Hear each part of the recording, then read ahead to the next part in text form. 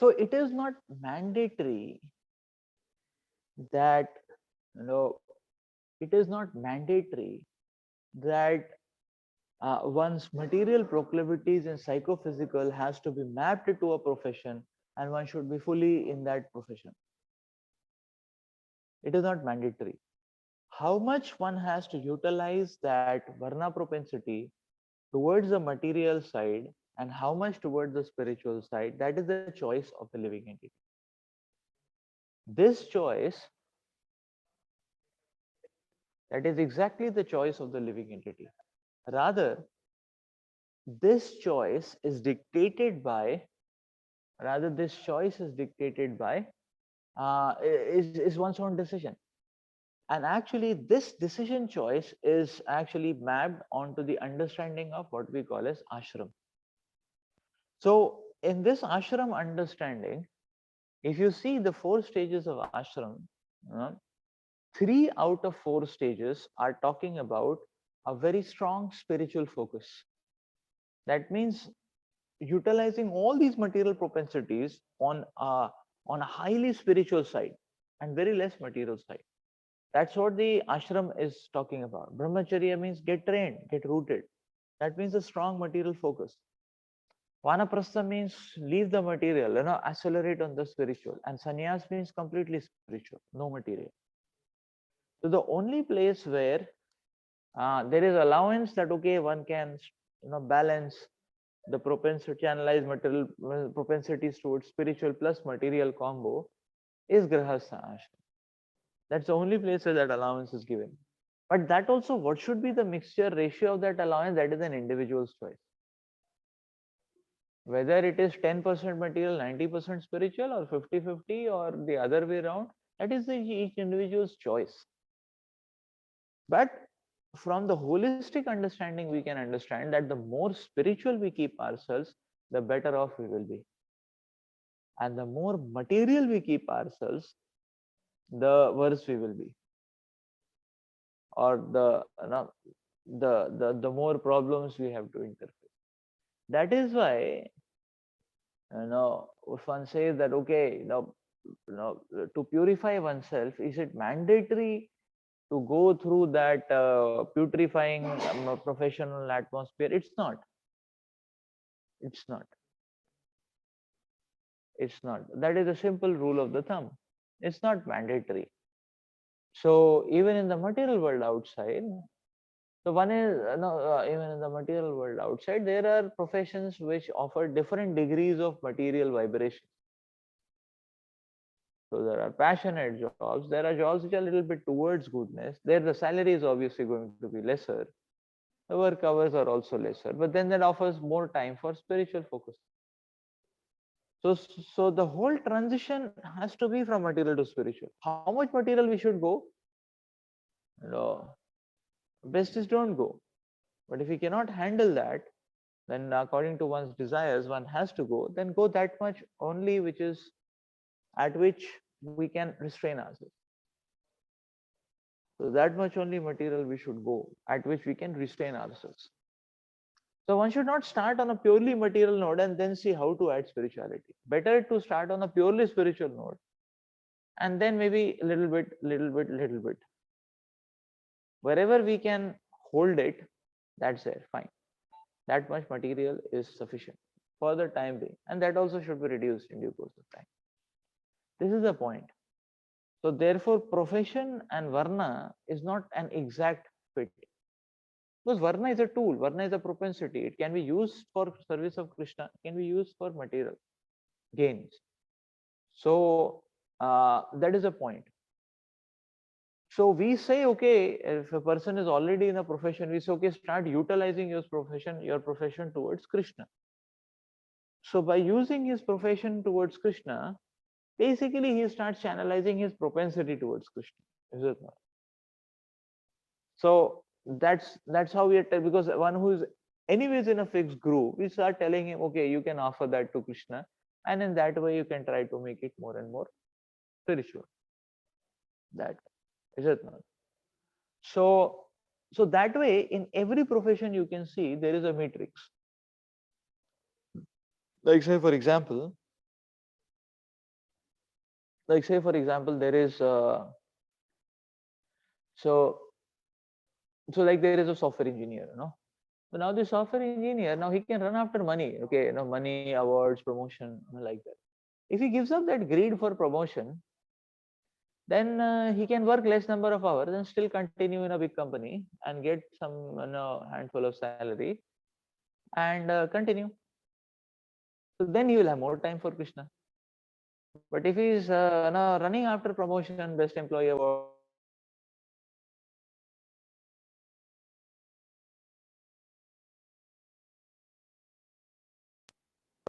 then it will be difficult for him to maintain a spiritual fervor.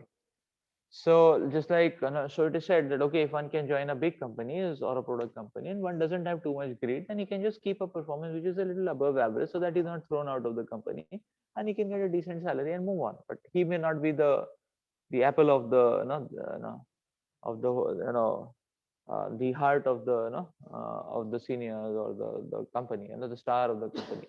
Just but one can go on. That will offer him more time for Krishna. Is it that way? If one wants to get a little more time than that, one come towards teaching. In teaching also depends, So just like here we have seen, if for some professors, if they publish one paper, two paper a year, they can maintain their job easily. It's good enough for them to carry on. But then there are some who want to publish 30, 40 papers, 50 papers a year. So then they are as passionate as any other material. So it all depends.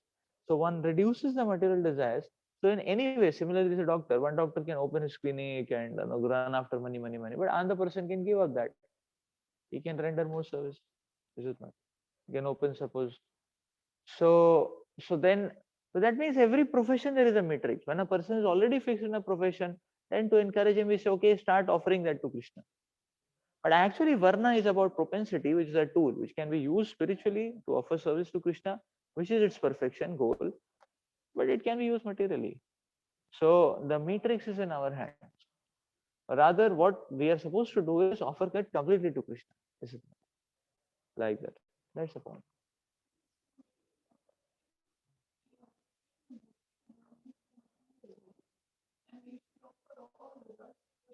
Yes.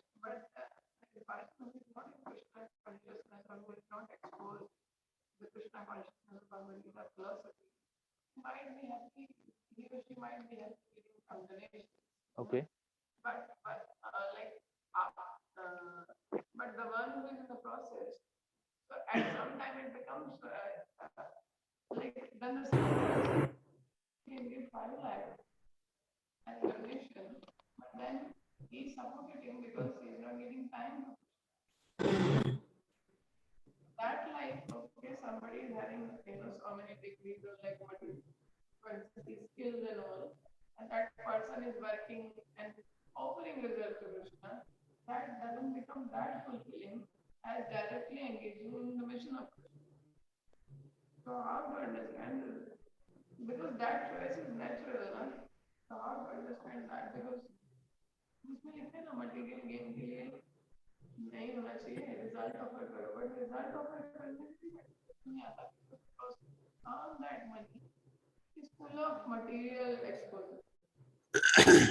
So Krishna explains that very clearly. Here the explanation is very clear that one should use the propensities for service to Krishna, not material gain.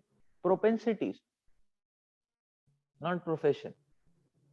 Profession is a compromise.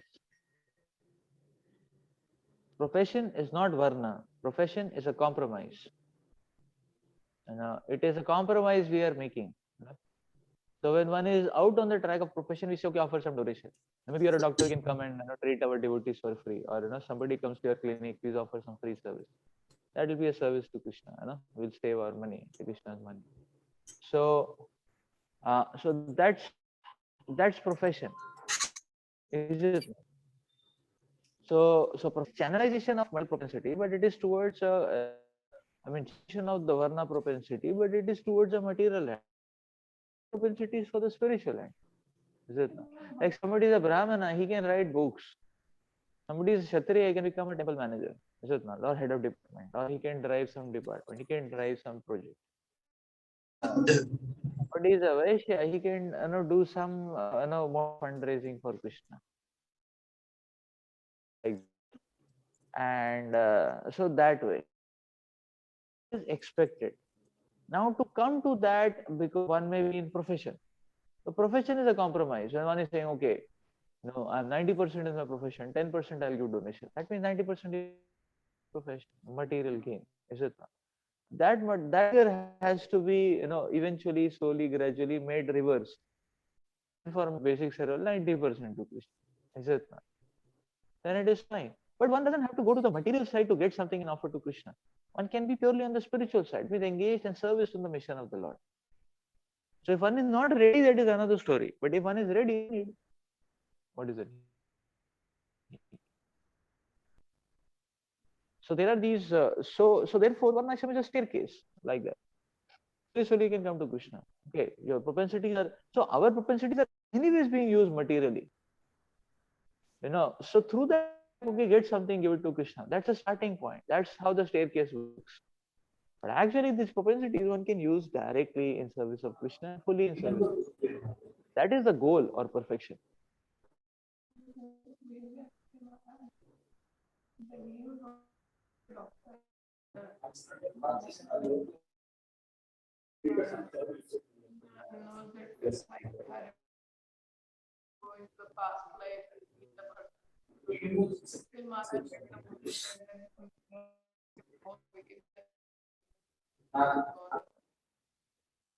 And the same way Sarvabhauma Prabhu also. That is, even though they were professionals, they find more in the direct service.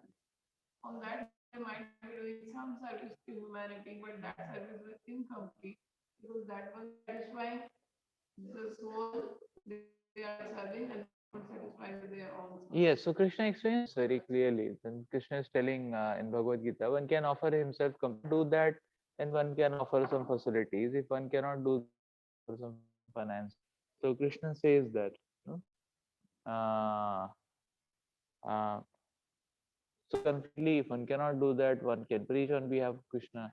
Otherwise, you earn money for Krishna. So Krishna's the Lord is the the Lord is himself giving the gradation. Paid service is always welcome if ready for it. Is always welcome. Welcome more satisfaction. That is, the more we are materially oriented, the less will. The more we are spiritually oriented, the more we'll be satisfied. And by the Lord Himself, that is going to give us satisfaction of the heart.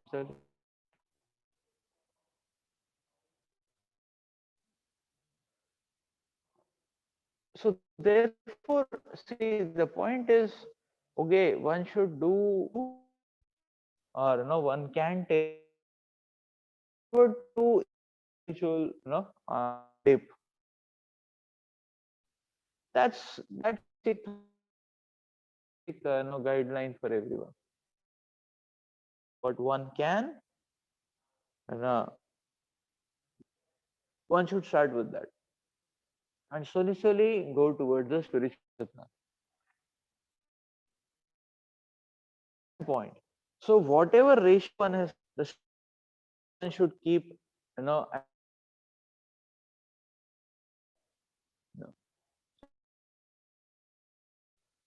no, so that way. So 50-50, 8 hours of material duty, and then 8 hours, spiritual service. Every day 8 hours service means 4-5 hours sadhana, 3 hours service every day. So then that's very nice. That's very nice. So then 50-50, but at least be there. Don't then reduce it that way. That's the point. That's the point. Yes, question.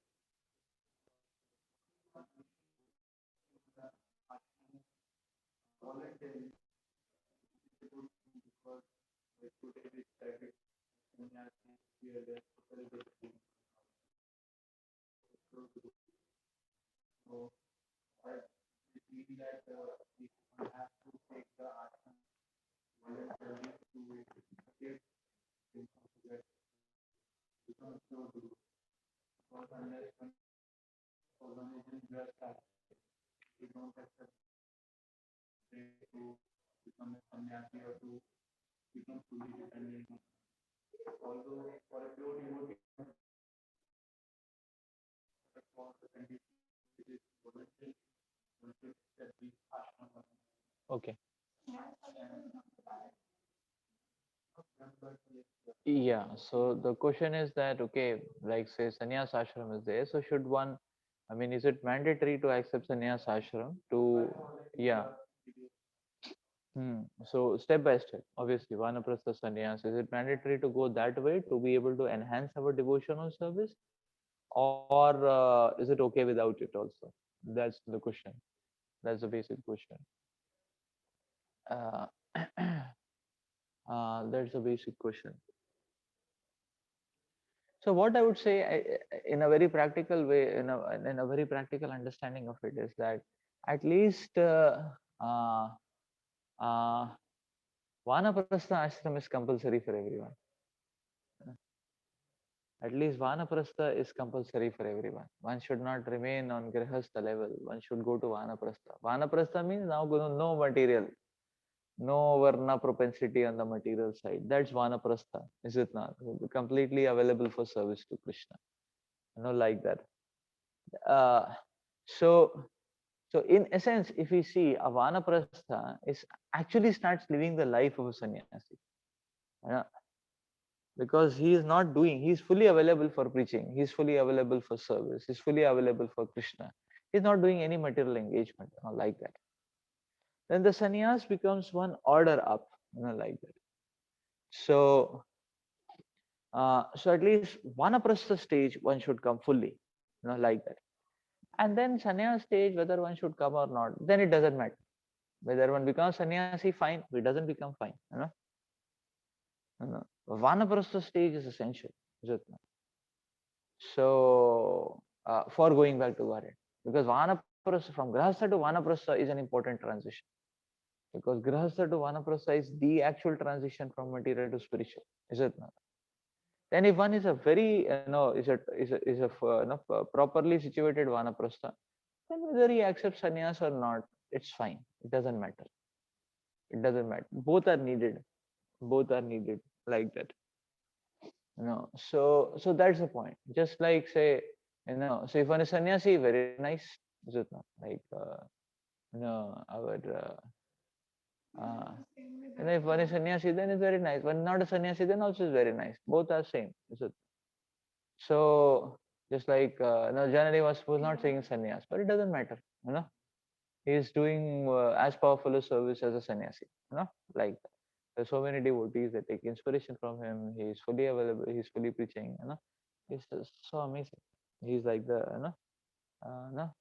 So just to get darshan of Prabhu is so purifying, so nice. So, but then there are sannyasis, and that is also very nice. Is it? So, so that stage, after that stage, either this or that doesn't matter. But one should be a pakka vanaprastha at least to go to Godhead. After that, it's okay. Like his gift Janevat Prabhu, he is pure devotee. And Namaste. Same way with Radha Prabhu. They are same way we have his gift Vikamanda Prabhu in Delhi. They are though brahmachari, they can get sannyas. They have again. But still, because they are rendering their own service 100% even in being brahmachari. So they so that, that means that to become a pure devotee, necessarily we need not to take sannyas. Prabhupada says that sannyas is not necessary for going back to Godhead. But one should not take it as an excuse not to be surrendered.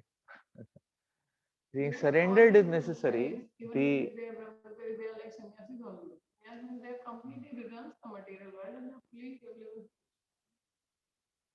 yes, so it's like no. So it's like, say, sometimes in a family, just like there are many brothers, but one may become actual king, others will follow. Like the Pandavas were there. Each of them were very competent, but there was one king, Yudhishthir. So if you just compare, so Yudhishthir is sannyasi, others are vanaprasthas.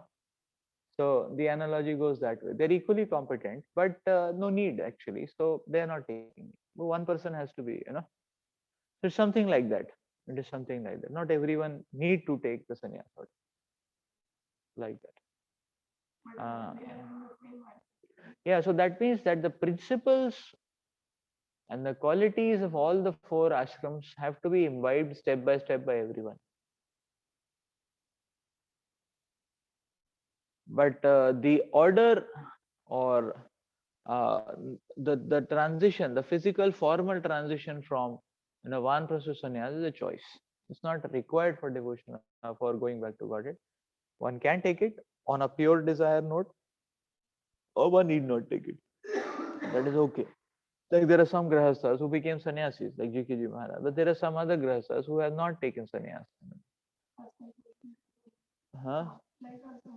Yeah, Sankarshan Das Adhikari, who is not taking sannyas. So, but they are equally doing a good service, like that. That's the point. So one can take, one need not take. That's okay. But you should have that complete dependence on Yeah. Krishna. But in the heart, one should have that complete dependence, that fearlessness, all the principles which are given. Because those are principles not of sannyas basically, they are principles of full surrender to Krishna. Yes.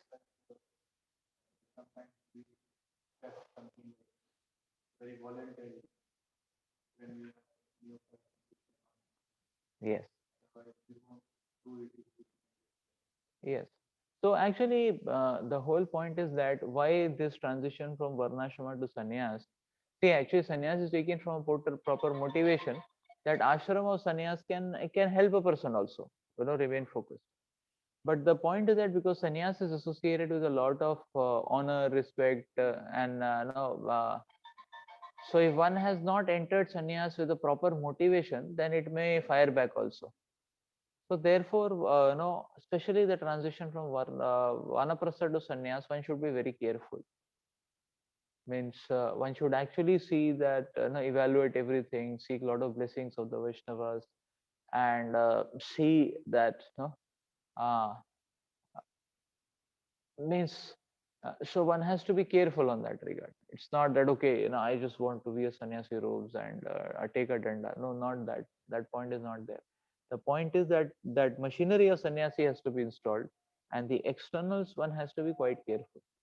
Like we have various Rajasthan villages, they are not after sannyas, but we that Madhvadi Shloka, even though on an initial note he will be very good devotee, very nice Yeah. brahmachari, very fine. But that sannyasa tendency, instead of internal surrender and complete dependence on the Lord, went on the external note, and Yes. he he cheated his own guru. Yeah. So what one should look forward to? So it's more safe, therefore, to look forward, for a brahmachari who is not married, or for one who is not married. For him, it's good to look forward to, being a brahmachari, nice brahmachari. And for one who is married, for him, it's good to look forward to being a very nice first class vanaprastha, like that. And for both of them, the acts, so that means the machinery they have installed, which is what will take them back to God. Now the external dress, whether they take or not take, that's doesn't matter. But if it is taken with the wrong motivation, it can entangle a person also. So that has to be understood. Therefore, one has to be careful on that, at that stage or step, like that. The motivations have to be very clear. Lot of blessings required, lot of pure desire, pure motivations are required, and then fine. This way, that way doesn't matter. So we have Janma Mata, Ganga Mata, है ना? Still, I guess Yamuna Devi Mataji was fully eligible to get sannyas, but she didn't went for it. They were making Mataji also sannyasi, है ना? But Mataji didn't want that. So वो भी है Mataji भी तो sannyasi को pure duty. Yes, that's true. Though she was good, she has not taken because in future Mataji might have taken the sannyas also as a fame sort of thing. So every female cannot be like Yamuna Devi Mata to have that genuine disciple or purity of heart. So then Mataji, if the cult would have started and Mataji would have taken it pity, and instead of becoming nice wife or the Vedic system of hey Mataji इसका जो natural रहता है they should serve the husband children and that तो हर कोई pure devotee track पे चली जाती कि हमको तो ब्रह्मचारी नहीं हो जाना है फिर सन्यासी नहीं हो जाना है क्योंकि अमर की माता जी तो दो माता जी को एलिजिबल माता जी तो ले सकती थी लेकिन उन्होंने लिया नहीं है ना Yes. still like he went back to body. Yes, just like Yamuna Mataji was offered sannyas, she did not take. So one who is surrendered in that way, who has cultivated these qualities internally, then such a person may or may not go on an external observance of that order. That is fine. मान लीजिए तो 9 years अपना उनकी गृहस्थ life में 9 years थी फिर भी कुछ गृहस्थ जैसा लाइफ अलग अलग मिशन पे माता जी को गुरु गुरुदत्त प्रभु ना दोनों अलग अलग नोट्स पे ही थे तो मतलब though they were grihastha but they were like brahmachari is the kind of like कि अलग अलग ही सब मिशन में देवर missionary Correct. So better increase one internal surrender to Krishna. Next 10. Parityakva guna samyag no vishada sayaha shantim me samavasthanam brahma kaivalyamashnute. When the heart is cleansed of all material contamination, the devotee's mind becomes broader and transparent, and he can see things equally. At that stage of life, there is peace, and one is situated equally with me as Sachit Ananda Vigraha. The Mayavad conception of Kaivalya and that of the Vaishnav community is different. The Mayavadi thinks that as soon as one is free from material contamination, he is merged into the existence of the Supreme. The Vaishnava philosopher's conception of Kaivalya is different. He understands both his position and the position of the Supreme Personality of Godhead. In the uncontaminated condition, the living entity understands that he is the eternal servitor of the Supreme. And that is called Brahman realization, the spiritual perfection of the living entity. This rapport is very easily achieved, as stated in Bhagavad Gita. When one is engaged in the transcendental loving service of the Lord, he is immediately situated on the transcendental platform of Kaivalya or Brahman. So Prabhupada is explaining here, Brahman platform is the platform that I am an eternal servitor of Krishna. So when we see things, when we see situation in terms of service, when we see situation in terms of service, uh, then very easily we can achieve situation. That means service is a very easy way to achieve a state or a situation. So because constant service means we are in that state, like that. So continuous and constant service means that state is achieved. Is it not? So service is a very easy way, Prabhupada is explaining, to achieve that state of Brahman realization. Brahman realization means continuous service. That's a Brahman platform. And that is the platform of liberation.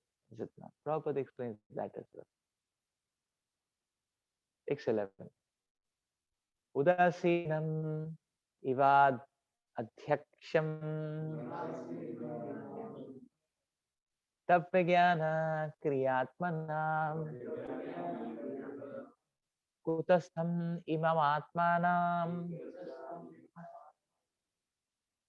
yo vedapnoti shobhanam.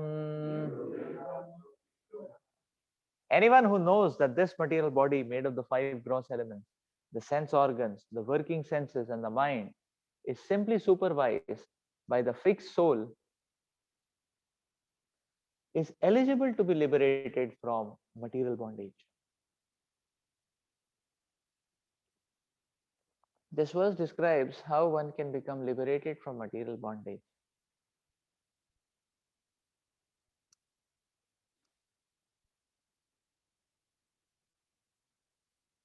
The first point is that one must know that the soul is different from the body.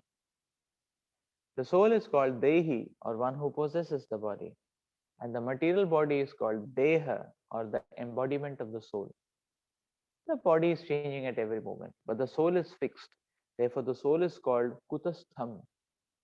The change of body is enacted by the reactions of the three modes of nature. One who has understood the fixed position of the soul should not be disturbed by the incoming and outgoing interactions of the modes of material nature in the form of happiness and distress. In Bhagavad Gita, also, Lord Krishna recommends that since happiness and distress come and go due to the interaction of the modes of nature on the body, one should not be disturbed by such external movements. Even though one is sometimes absorbed in such external movements, he has to learn to tolerate them. The living entity should be always indifferent to the action and reaction of the external body. That Krishna says in Bhagavad Gita that the body made up of its gross physical elements and the subtle elements is completely different from the soul proper. One should therefore not be disturbed by the action and reaction of these 8 gross and subtle material elements. The practical process to attain this stage of indifference is to execute devotional service. Only one who constantly engages in devotional service 24 hours a day can be indifferent to the action and reaction of the external body. When a man is absorbed in a particular thought, he does not hear or see any external activities, even though they are enacted in his presence. Similarly, those who are fully absorbed in devotional service do not care what is going on with the external body. This status is called samadhi. One who is actually situated in samadhi is understood to be a first class yogi. So, this is a very beautiful verse where the Lord is explaining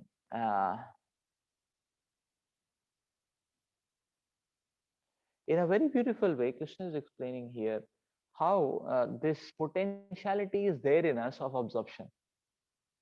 So that that potentiality of being indifferent, that means now one may say, okay, there are so many channels, there's so many provocations.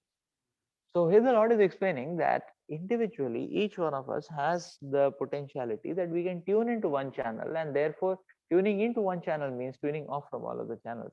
And in that way, so by absorbing in one channel, one can actually be indifferent to other channels. So when one is indifferent towards the material side, or what is happening, or what material nature is offering him, then that is very healthy for advancement.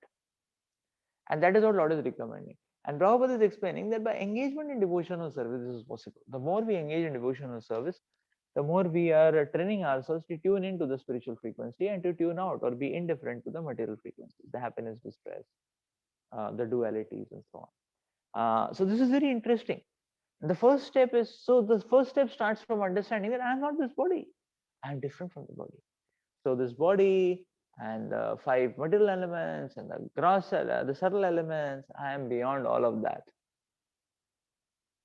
So because I am beyond all of that, then I can fix myself. So the Lord is explaining that fixed soul. Fixed soul means soul who has fixed his attachment or his focus on the lotus feet of the Supreme Lord is a fixed soul. So such a fixed soul, whatever happens on the bodily plane, mental plane, it won't knock him out. That's the point. It will not knock him out. So let us stop here. We'll continue again further in our next class. Srila Prabhupada ki jai, Grantaraj Srimad Bhagavatam ki jai. Hare Krishna.